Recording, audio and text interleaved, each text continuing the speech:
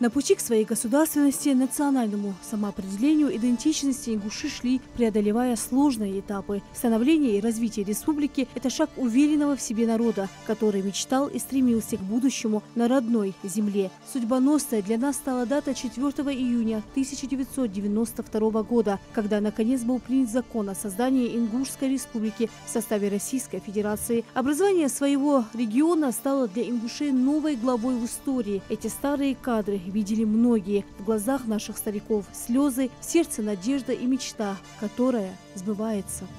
Образовать Ингушскую республику в составе Российской Федерации. Вопрос о Чеченской республике решить после урегулирования кризисной ситуации в республике.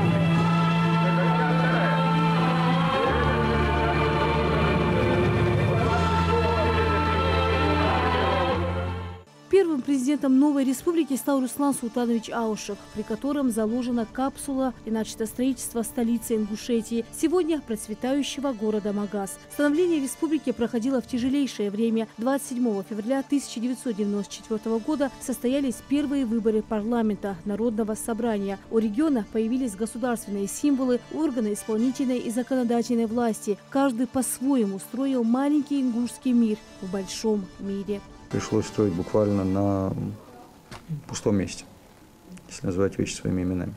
Вплоть до того, что сталкивались с проблемами обеспечения помещениями для размещения министерств, ведомств, открываемых учебных заведений. Материальная база была чрезвычайно скудной, и многое приходилось спасать за счет импровизации. Но что этому помогало? Этому помогал огромный энтузиазм, который переживало население, несмотря на все сложности, связанные с трудностями 90-х годов в целом по стране. После Руслана Аушева Ингушетию возглавил Мурат Зязиков, который развивал образование и социальную сферу. После Юнусбек Евкуров, при котором в республике сделали акцент на инфраструктуре. Каждый из лидеров внес свой вклад в укрепление региона. Ингушетия не раз преодолевала трудности в годы, когда особенно важно было обрести единство, укрепить настоящее и начать будущее. Республику возглавил Махмуд Али Калиматов, который с первых же дней поставил задачу сделать Ингушетию сильной, заботиться о людях и начать масштабную социально-экономическую работу.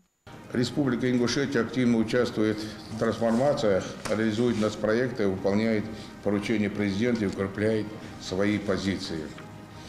Достижения у нас более 80 мероприятий. Мы участвовали в нацпроектах, построены школы, больницы, культурные центры, дороги, ФАБы.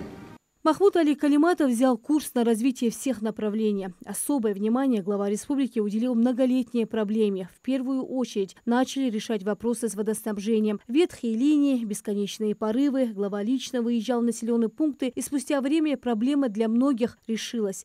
Очень значимый объект был введен в эксплуатацию совсем недавно. В 2024 году завершилось его строительство. Это модернизация Альтиевского водозабора.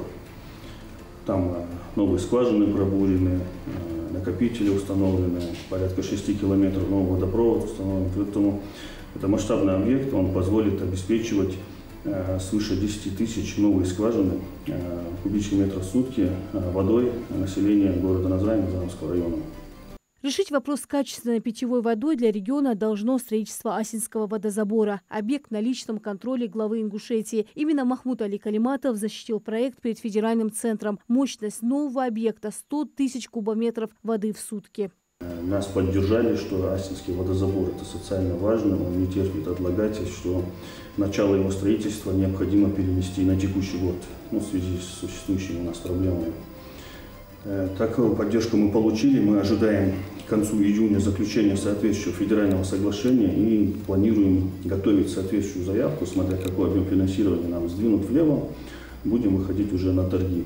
Связующая нить. Качественные дороги за последние годы появились практически во всех районах республики. В Ингушетии за 5 лет отремонтировано и построено 50 дорог и мостов. Особое внимание глава уделяет отдаленным сельским поселениям. Долгожданная дорога появилась в Датыхе, в Вежери-Юрте. Об этом жители мечтали очень давно. Качественное покрытие отвечает всем нормам и стандартам. Просторная школа, детский сад и ФАП открыли в селении Южное. Для жителей это стало настоящим подарком. Значительные изменения произошли в селении Вежери. Здесь решили вопрос с водой, улучшили инфраструктуру, отремонтировали школу, построили ФАП и новый дом культуры. Этот период, когда к власти в регионе пришел Махмуд Али Макшарипович Калиматов, для нашего села стал особенно значимым. Объясню почему.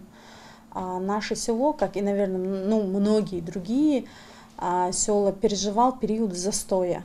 То есть у нас не было там элементарного детского садика, у нас ФАП находился в приспособленном помещении, у нас не было дома культуры, у нас была критическая ситуация с рабочими местами.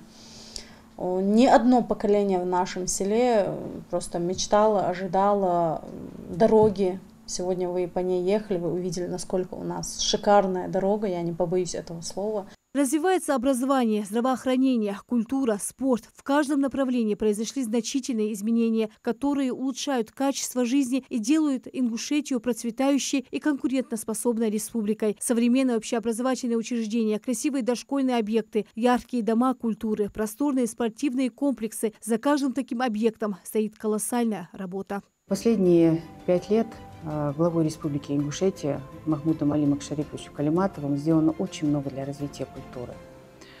Благодаря его усилиям у нас открыта художественная выставочная галерея в городе Сунжи. Это очень необходимая для нашей республики площадь, где мы сегодня можем выставляться. Помимо этого, в рамках празднования столетия, благодаря усилиям главы республики, нам были выделены средства денежные из президентского фонда, где мы смогли реализовать в том числе и оснащение вот этого комплекса современным оборудованием. Мы реализовали очень много мероприятий. Строятся фоки, модульные залы, футбольные поля. У нас в данный момент именно в городе Сунжи сделан фок с плавательным бассейном, в городе Малгобек, Барсуки и ряд модульных залов и футбольных полей. Могу уверенностью сказать, что именно спорт хорошими темпами развивается. Приоритетным направлением для Ингушетии является здравоохранение. Здоровая нация – залог будущего. В рамках реализации национального проекта построены современные медицинские учреждения. В каждой больнице, поликлинике и ФАПе установлено современное оборудование, которое позволяет пройти точное обследование, поставить правильный диагноз и начать своевременное лечение. По республике, по лечебным учреждениям республики закуплено более 350 единиц оборудования, в числе которых входит ангиографическая стойка, установка, которая функционирует в Ингушской республиканской клинической больнице, аппараты компьютерной томографии в онкологическом диспансере в Сунжинской центральной районной больнице, аппарат магнитно-резонансной томографии в онкологическом диспансере в нашем республиканском. Благодаря главе республики выделены средства и закуплен дорогостоящий, многофункциональный, который допускает исследование пациентов весом до 200 кг магнитно-резонансный томограф. В 2025 году активный пик социально-экономического развития Ингушетии. Глава республики ставит задачу полностью преобразить регион. Мы должны идти вперед. Если каждый гражданин, каждый человек, житель республики будет вносить свой вклад, пусть это будет очень маленький вклад, с песчинку даже, кто-то больше, кто-то меньше, но каждый будет созидать, прилагать все усилия на своем месте, просто выполняя обязанность мамы, это тоже вклад, потому что будут здоровые дети, они будут счастливые, если у них в семье порядок. Я хочу, чтобы у нас в каждой семье было согласие, чтобы понимали родители, что это тоже вклад в республику. Я хочу, чтобы наши школы, они более внимательно подходили к к учащимся, начиная с первых классов, может быть, даже из детского сада, чтобы то, что им заложили, тягу к знаниям, тягу к труду. Для сравнительно молодой республики с богатой историей Ингушетия уверенно движется вперед. Взятый курс на развитие и созидание приносит свой результат. Впереди еще больше проектов, больше счастливых детей, довольных педагогов, здоровых пациентов и будущего, которое каждый из нас по праву заслужил. С праздником Ингушетия, с днем рождения! Надо переживать за свою республику, надо переживать так же, как за свой родной дом, за свою родную семью. По-другому никак.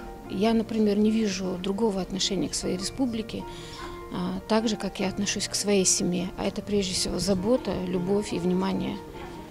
Никак иначе. Только процветание и побольше патриотически настроенных людей. Хотелось бы поздравить всех жителей нашей республики с Днем Республики Ингушетия и пожелать всем мира, добра.